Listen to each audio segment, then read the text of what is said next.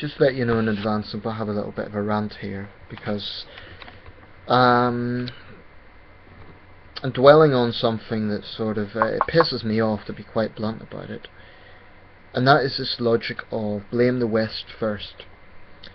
Anytime there's a major sort of international incident or story or situation, there'll always be people who seem to have no objectivity in terms of their reflection on that situation, and those people always seem to point the finger of blame at Britain, America, France, Canada and other Western countries, especially Britain and America. I'll give you the context of what I'm talking about. There was a thing on CNN on Facebook, an update showing Christiane Amanpour and David Cameron holding up a sign saying "Bring back our girls." This is in reference to the Nigerian schoolgirl situation, which has got increasing international attention. Now that photo alone somehow seemed to send a lot of people into this sort of backlash against the Prime Minister, with all these sort of statements like, how about we stop funding terrorism? How about stop interfering in other countries? Oh, Cameron doesn't care about the Syrians, but he cares about Nigeria, all this sort of stuff. And most of it, frankly, is just baseless.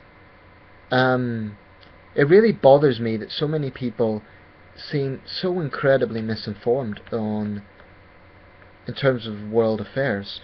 Now, I'm not going to present myself as being an expert. I think that would be arrogant, and it's not accurate. I'm not an expert, but I do feel that I follow a lot of these situations more than some people do, certainly more than people that react with those sort of stupid comments. Firstly, how about we stop funding terrorists? Now that statement, the idiot who made that is clearly insinuating that the United Kingdom funds Boko Haram. There's absolutely zero evidence for that whatsoever. It's irrational. Why would we want to fund a terrorist organisation that's trying to destabilise a country that was once a British colony, and a country that we want to have trade with, a country that has just emerged as Africa's largest economy? What on earth would that do for us? Because you have to ask yourself these sort of cynical questions. People come out with this stuff, but then they don't seem to provide an answer for the reason why their little conspiracy theory holds. In other words, if we're funding Boko Haram, which was the insinuation there, what's in it for the UK? So that's just stupid. The other criticisms seem to be in the fact that, oh well, it's just a sign, it doesn't mean anything. How about some action? Actually, President Jonathan has just thanked the United Kingdom, the United States, China, I'm pleased to say, because China doesn't always get involved in these situations, and I believe it should. So it's good to see them pulling their weight. China and I believe one other country, it may have been Germany, but don't quote me on that. There was 4 countries that the Nigerian president thanked. So there are things going on behind the scenes that are not being reported as much. But the fact of the matter is, the United Kingdom has offered logistic support to the Nigerians in order to help find these girls. So clearly we do care enough to offer that support. And I just think it's ridiculous to demonise this country when you don't know what you're talking about. In fact, former Prime Minister Gordon Brown was one of the first world leaders to say this is an issue that needs to get a lot more attention. So it seems to me that whenever something happens, the West just can't win, because if we help, then we're accused of interfering, or it's not acknowledged, and if we don't help, then we're accused of not caring. And I'm so sick of these obvious double standards. And then people were going on about Syria. Now, I'd like to make a few points about the Syrian situation. I followed it from the very start. Not day by day, not detail by detail, but I have followed it. And it's incredible how many people seem to forget that this whole conflict began when the Assad regime brutally crushed dissent. People are talking as if Al-Qaeda just started this uprising in Syria like that, and that's how all of this happened. So when they say, oh, the West is backing cannibal-eating rebels, which is just Russian propaganda. Remember, Russia is one of the Assad regime's main military backers. It's pure propaganda, because what actually happened was many Syrian people wanted to see the end of a brutal dictatorship, and that began a civil war. And the Assad regime was responsible for countless atrocities before this footage of the cannibal-eating rebels even emerged. So for people to focus on that one incident and then make it out like, oh, Assad's just a president trying to protect his country from terrorists. Half those terrorist attacks were staged by the Assad regime. And how do we know that? We know that because individuals who were seen as survivors of these terrorist attacks were later found out to be Assad's cronies in some cases. I'm not saying all the survivors. I'm saying there was a guy who was photographed at different places, and he was wearing exactly the same clothes as a Syrian government spokesman. So clearly there's an agenda going on there. There is terrorist presence on the ground. Of course there is. But the only reason that happened is because when China and Russia vetoed action on Syria, that enabled the Islamists to move in and take advantage of the situation.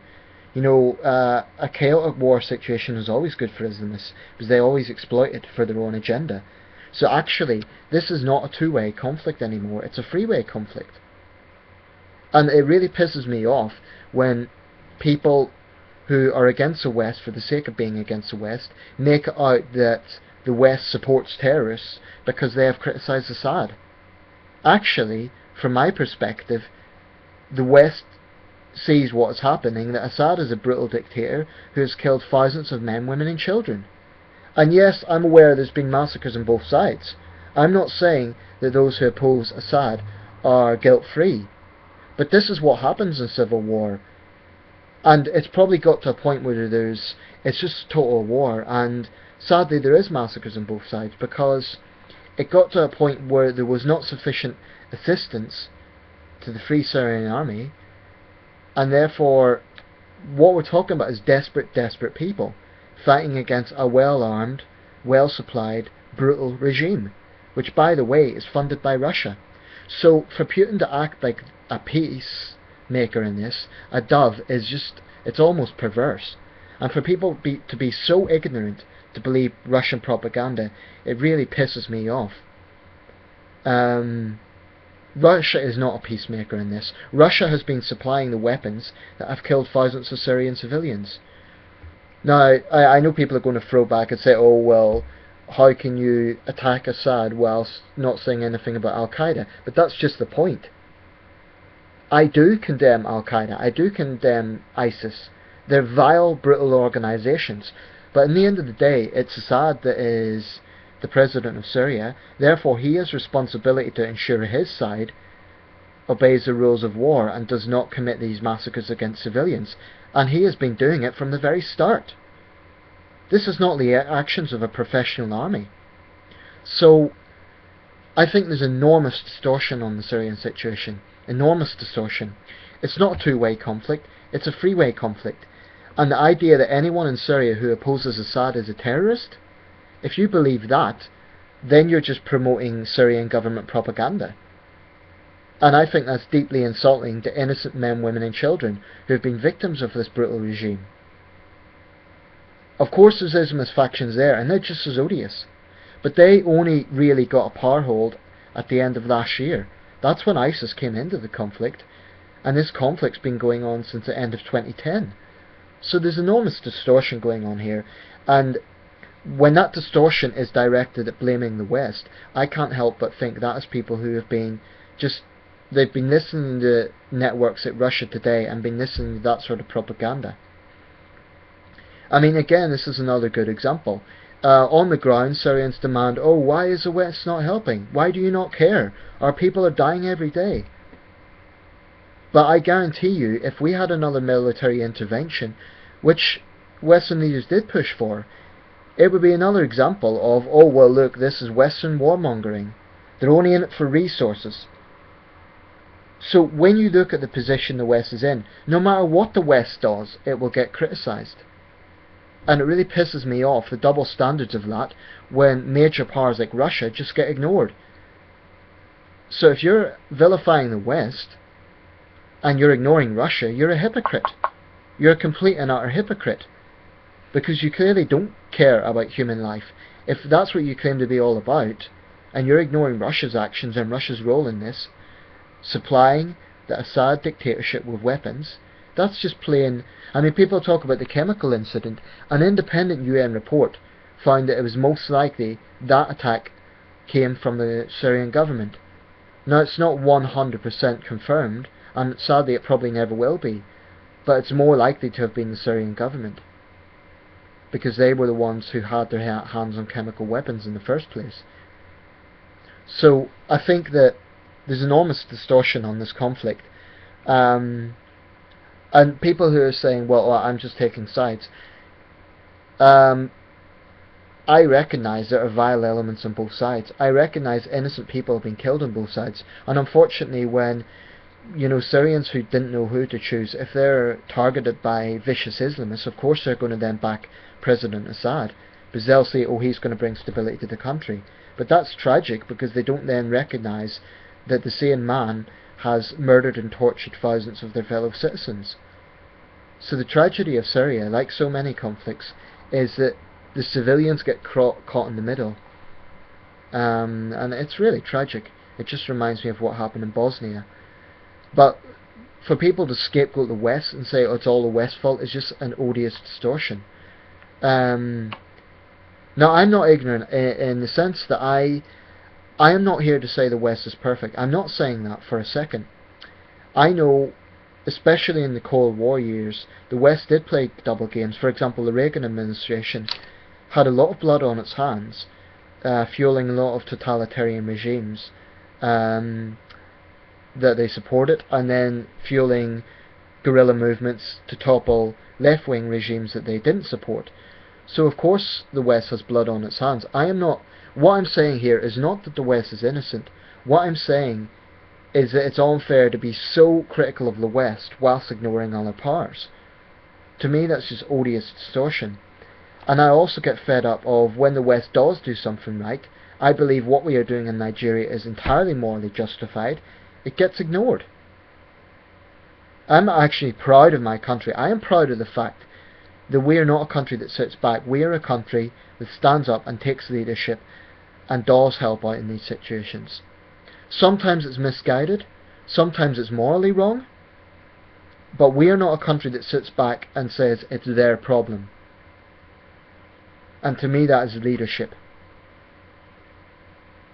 So I really think that I'd like to see an end to some of this distortion going on here, and I really, really wish people were more informed on the issues. So that guy that says stop funding terrorism, if he's insinuating that we fund Boko Haram, there is zero evidence for that. He should produce evidence, or at least sources, to show that we are funding Boko Haram. Just that sort of reactionary bullshit is rubbish. And I mean, so what if David Cameron's holding up a sign saying bring back our girls? So did Michelle Obama. The point is just to show solidarity. That doesn't mean that's the only thing he's doing. The British government is helping out logistically. And I do believe the media has a responsibility here to show the full story. And sometimes, I've argued this before, they are partly responsible for stirring up cynicism, because they don't show the whole picture. So the BBC should be reporting our logistics support just as much as they are something like that. But it may only be a poster, but it still shows moral support to the victims. I'm just fed up with the cynicism, and I really, really wish people would be more objective when it comes to critique of Western policy. I mean, I'm not saying don't criticise the West. Of course I'm not saying that. What I'm saying is at least be more objective. At least recognise that the West is not the only powerful force in this world. A country like Russia has its fingers in a lot of pies.